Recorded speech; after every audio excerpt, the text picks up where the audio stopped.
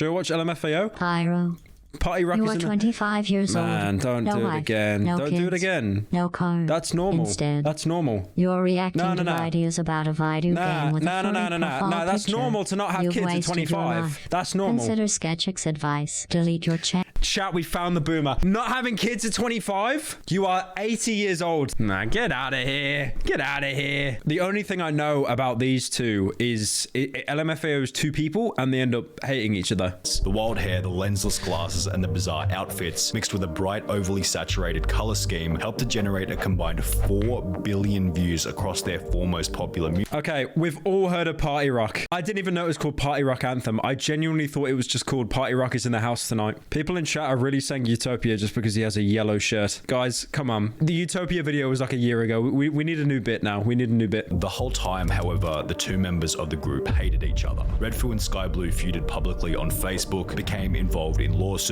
were berated and destroyed by the media, all while each of their careers died a silent, slow death in the background. The thing is, I didn't even know LMFAO was two people originally. I thought it was just the guy with the funny afro, right? Suck your mum, suck your mum, suck your mum, suck your mum, suck your mum, suck your mum. With Sky Blue being the 11-year younger nephew of Redfoo, and therefore also being in the same family. You're actually part of a very famous family.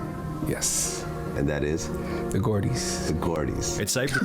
When he got asked what kind of famous family are you in, I genuinely expected him to say the LMFAO family. Redfoo released his first studio album titled Balance Beam, which according to the Discogs website sold only 44 copies. Monka. How do you sell 44? That's like how many U2s J Schlatt sold. What the hell? 2. Redfoo released his first studio album titled Balance Beam, which according to the Discogs website sold 44. There's no way that little. That's actually embarrassing. No, guys, it's a joke. J Schlatt sold a lot. He sold a lot. It makes me very angry how much money he made, okay? There was one YouTuber that sold cool YouTubers, but I'm not going to say who it is. It wasn't me. Don't say it's me. Don't say it's me. By putting your entire mouth around the bottleneck every time you take a drink, use this money to buy packs of straws. Oh my God, found the American, by the way. Americans be like, can I find a way to include plastic in my life even more? What is the straw rent? What is the straw rent? It's glass. I literally bought glass to be better for the environment, guys. They originally planned on calling themselves Sexy Dudes, yet decided to go with LMFAO, fearing that Sexy Dudes might result in judgment from their grandmother. Sexy Dudes would get judgment from your family, so instead of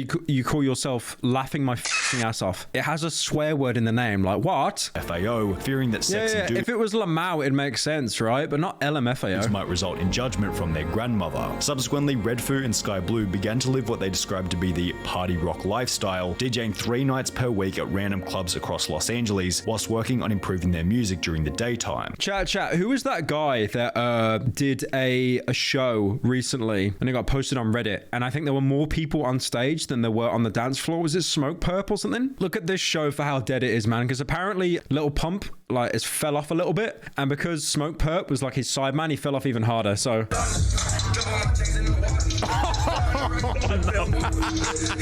it looks like there's a ton of people here, right? Monk, there's no one there. There's actually more people on the stage than there are on the floor. You know what the worst thing is? Morgs Fest had a higher turnout than this Morgs Fest. Did will.i.am fall off, or is he still kind of relevant? Because all I see him do now, after the Black Eyed Peas, all he does is host this show on BBC One in the UK. I mean, to be fair, if he's on BBC One, he probably fell off a little bit. Have you heard of the YouTube channel White Light? He's made 4 prototype videos and you've done none, so he is infinitely better than you and has a bigger cock. You guys have like a new hyperfixation every month. Before this, it was Metal Gear Rising Revengeance, and now it's Prototype. Guys, there are other games than third-person games. You do know this, right? You know fun is legal as well. This new law passed, the United Nations passed a couple of days ago. Fun is legal. Subsequently, he and Sky Blue would release bangers such as Yes and I'm in Miami. I'm in Miami. Gunshots in the background. All then all at once. Yes. What the fuck is that thumbnail for Yes? Looks like a Hey It's Fred thumbnail. The extreme popularity of these two songs caught the attention of David Guetta, who would feature them on his song Getting Over You alongside Fergie, which has over 250 million views. I hate to say it, man. Like, every time I see David Guetta, I just think of him on that stage, and like there's this YouTube video titled where David Guetta ends racism, and he just like does this like this techno funk or something. It's just so cringe. It's so cringe. You could tell that the members of LMFAO were just these two Los Angeles bozos. What's your favorite thing about Los Angeles? The women. Who had a genuine passion for partying and making watching others dance. Everything about them was just so authentic. Their wacky style and carefree attitude felt effortless and unapologetic. Every other DJ seemed to be trying so hard to look cool or suave, yet LMFAO was so comfortable in making a fool of themselves for the entertainment of others, as if they were mixing comedy into their music. However, this approach certainly wasn't appreciated by everyone. Well, goodbye ads. It was nice knowing you. In June 2011, LMFAO released their most infamous album titled Sorry for Party Rocking, which would receive a 0 out of 10 review from NME. Imagine getting a 0 out of 10. Like what? Would give Sorry for Party Rocking a slightly better review at 1 out of 5 stars. Imagine saying a slightly better review and it's 1 out of 5. That is just miserable. However, if anything, these reviews were simply proof that taste is subjective, as the songs within this album would go on to become some of the most popular in pop music history. That's such an interesting thing though in like early 2010s with music, is how all of it was dog shit, but it banged. And people would review it, like Pitchfork and stuff, and then all say it's complete dog shit, it sucks, and then it ends up just completely banging. Is that 7 like worldwide? Oh my god. Jesus, that's good. Okay, let's have a look. Let's have a look at what number 1 is. The Weeknd. Are you joking? How? The Weeknd isn't bad, but I thought it'd be like some old ass like 70s song or something, right? Yeah, like this boomer shit, right? I thought that'd be number 1. Jesus, not The Weeknd. Black Eyed Peas, Shape on You. Yeah, I keep forgetting that like white girls are a thing. Party Rock Anthem still sits at rank number 7 over 10 years later. That's However, madness. while That's on the really surface it seemed as though everything was going incredibly well for LMFAO, nobody could tell that behind the scenes, the relationship between the two members was beginning to deteriorate. The beef between Redfoo and Sky Blue began in early 2012 after Sky Blue would injure his back during a live Super Bowl performance alongside Madonna. During the Super Bowl, my disc slipped when I was performing. And so as soon as I went down that little elevator, I collapsed and I couldn't even watch the rest of the show or anything. This injury meant that Sky Blue couldn't continue. You know the worst thing is about a dislocation, like a shoulder or a disc? Once it happens, there is a much higher chance that it will happen again in the future. So yeah, that shit sucks. On with the tour, or possibly even make music. And of course, chat is saying skill issue, of course. At all, meaning Redfoo had to perform the tour by... This is actually the most sympathetic, empathetic Twitch chat I've ever seen. You could all actually be therapists with how much empathy is like protruding from the chat. The only reason I recognize this background is of Kanye West shouting, "You ain't got the answers." Or why don't you empower yourself and don't need them and do it yourself? How, Sway? Take a few steps back. Sway? To go you ain't got the answers, man. You ain't got the answers. You ain't got the answers. You ain't got the answers, Sway. Kanye. I've been doing this more than you. Doing what? You ain't got. Come on, chill out. You ain't got the answers. You ain't got the. Imagine being that dominating in a room and still maintaining no eye contact whatsoever. The tour kept going, and then I just had to go home, and and everybody. Kanye's mental? Nah, he's baby. Kanye's baby. Kept doing the Party Rock and kept doing the LMFAO without me. As a result, Sky Blue wasn't paid for the tour. Did you still get paid though? Hey, look, I don't. What kind of story is that? Oh my gosh, yo. I wish. So you got kicked out the group because your back went out. I mean, pretty, yeah. Which must have soured their relationship pretty heavily, as after the tour... Yeah, that's pretty bad. You'd think that he'd at least get some kind of severance pay or something, right? Or some kind of like sick pay, like a reduced pay, just not paid at all. Sky Blue and Redfoo wouldn't speak to each other for over a year. After my back went out, I didn't speak to Foo for a year. And you didn't talk on the like Happy Merry Christmas, Did he text you? Nothing. It became even worse when news outlets began to catch wind of the conflict. One article written by E! News in April 2012, approximately 2 months after the back injury, read, "The New York Post reported yesterday that the Grammy-nominated rappers are fighting, apparently over the cash they've made from their catchy tunes, including the #1 hits Party Rock Anthem and Sexy and I Know It, and are on the verge of going their separate ways." The two LMFAO members would shut these rumors down in an article written by Rolling Stone titled "LMFAO Breakup Rumors Completely False," which stated, "In a conference call with reporters on Wednesday, the duo dismissed the speculation as merely a byproduct of their rising fame. It's completely false. We're family at the end of the day. Blood is stronger than anything," said Sky Blue, alluding to the fact that he is Redfoo's nephew.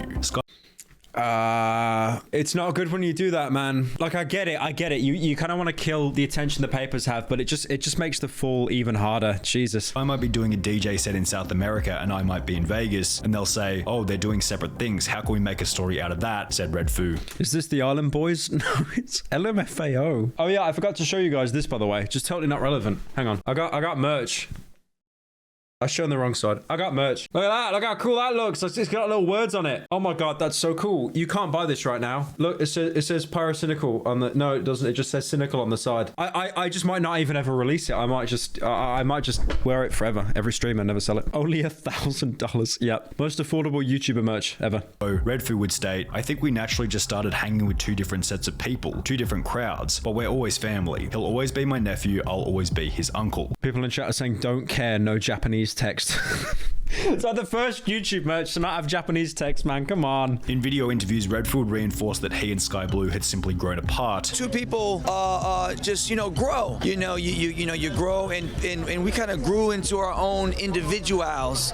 And, we just wanted to do so many things. Yet shortly thereafter, Sky Blue would write a Facebook status directed at Redfoo. I like how he's saying that they grow, and it's like, no, you're not growing, you're growing apart. Also, why is it sponsored by Vaseline? You're talking about growing, and you're literally sponsoring like what people use as lube. Holy based. As someone who really cared, loved, and had your back, this really hurt. I mean, you're my uncle, my blood. You even kept touring as LMFAO and made a lot of money doing it. You never once called me to ask me how I was recovering. You just kept shuffling every day without me. Epic transition. I really loved you. I looked up to you, man. But the more successful we got, the more you wanted control. Possibly spotting a weakness in the duo, LMFAO would then be presented with a $7 million lawsuit by their former management. Why do they sue for this much? It's like the Amber Heard Johnny Depp thing. It's like you will never get a fraction of that money because like every lawsuit, like defamation, there's a cap. You will never get this amount of money that you sue for. Like you hear every week, like companies are being sued for like 50 million. They never pay like a fraction of it. As well as another lawsuit by Rick Ross, who claimed that their line "Every Day I'm Shuffling" had been copied from his 2006 song titled "Every Day I'm Hustling." Who's Rick Ross? I literally just know him as the guy they photoshopped into a pair. That's literally it. I've never listened to his music. With LMFAO breaking up and being sued, Redfoo and Sky Blue's only logical path was to continue as solo artists. Only this didn't exactly go as planned. After having such a success in LMFAO and then